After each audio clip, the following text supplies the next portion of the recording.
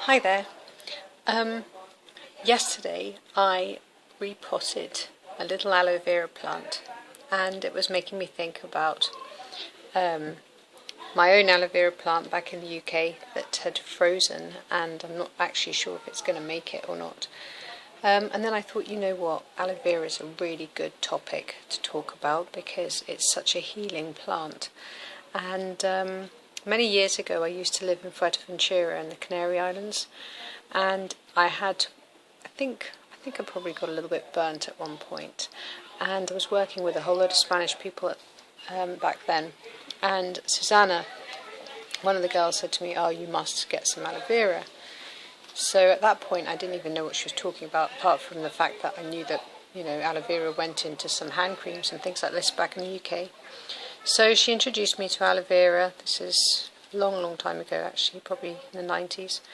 And I decided there and then that I definitely need to stick with this because it was brilliant. It just worked instantly.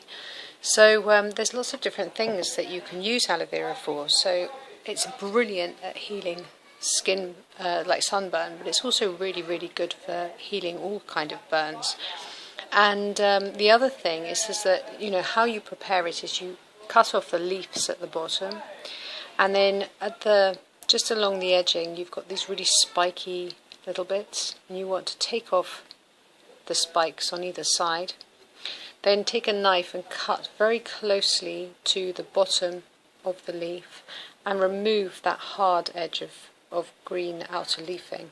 And then what you have is you have the jelly with another piece of the thick green outer casing on the other side.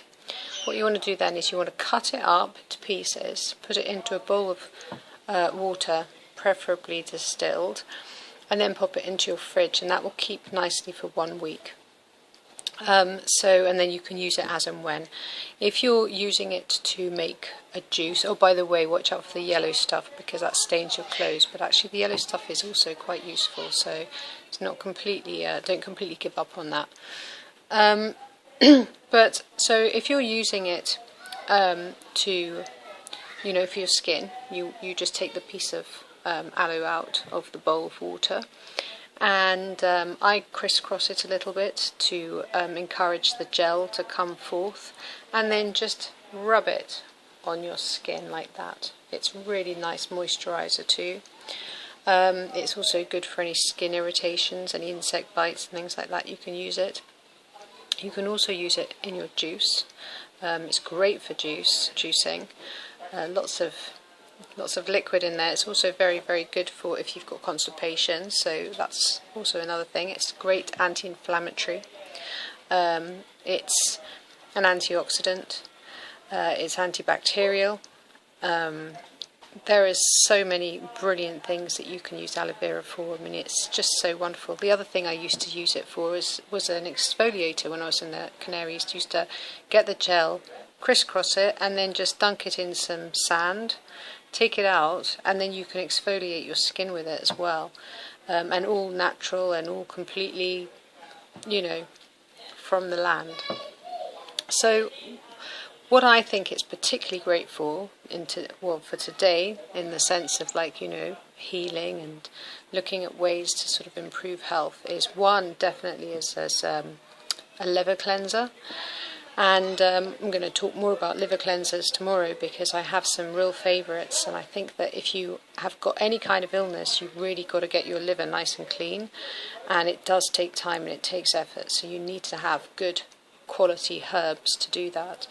And when I say good quality herbs, you need to have the right herbs, because if you've got ones that are just half doing the job, that's not enough. You want good workers. So I'll talk more about that tomorrow, the different liver cleansers.